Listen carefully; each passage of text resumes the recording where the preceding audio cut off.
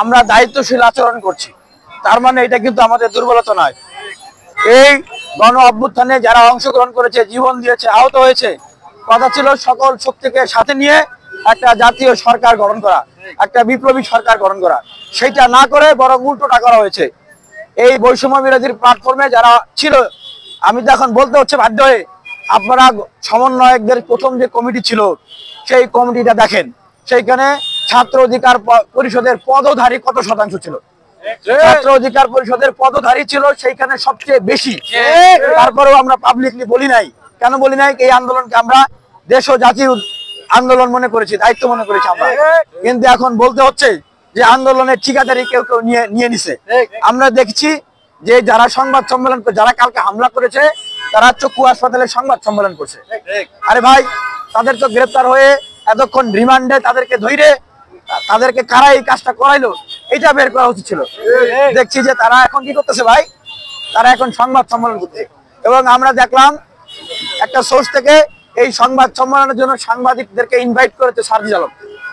তাহলে তাদেরকে কে প্রোটেকশন দিচ্ছে?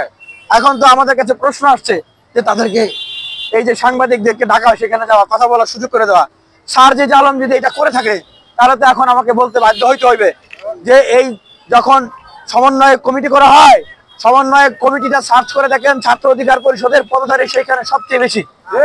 আর এই সার্জিস আলমকে সেই কমিটিতে ঢুকানো হয়েছিল ঢাকা বিশ্ববিদ্যালয়ের হলগুলো থেকে বা ছাত্রলীগের যে সাইট আছে সেটা মেনটেন করার জন্য, ছাত্রলীগের সাথে রিলেশন মেনটেন করার জন্য। কারণ ছাত্রলীগ যদি হল থেকে ছাত্রদের না আসতে দেয়, না আনতে পারে, তাহলে তো আন্দোলন সফল করা সম্ভব হবে না। সেই সার্জিস আলম হচ্ছে এই সার্জিস আলম।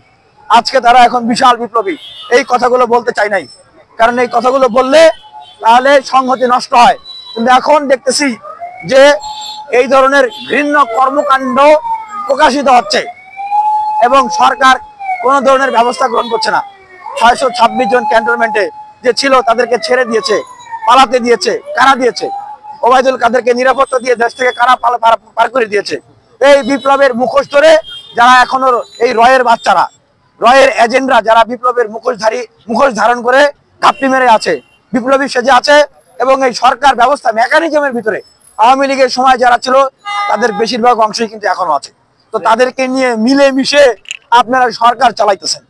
আর যে 18 সালের কোটা সংস্কার আন্দোলন না হলে, যে 18 সালে এই আমরা যদি আন্দোলন না করতাম, নেতৃত্ব না দিতাম, তাহলে এই 24-এ যদি আমরা যদি বিপদের সময় আমরা যদি ব্যাকআপ না দিতাম, আপনারা যখন ডিবির গারদে আন্দোলন প্রত্যাখ্যান করেন, ডিজিএফআই এর কাছে গিয়ে 9 দফারে 8 দফা বানায় ফেলেন, আমাদের বিপ্লবী ভাইরা যখন আন্ডারগ্রাউন্ড থেকে তারা যখন ঘোষণা দেয়, তখন যদি আমরা যদি রাজপথে না থাকতাম, এই আন্দোলন সফল হইতো না।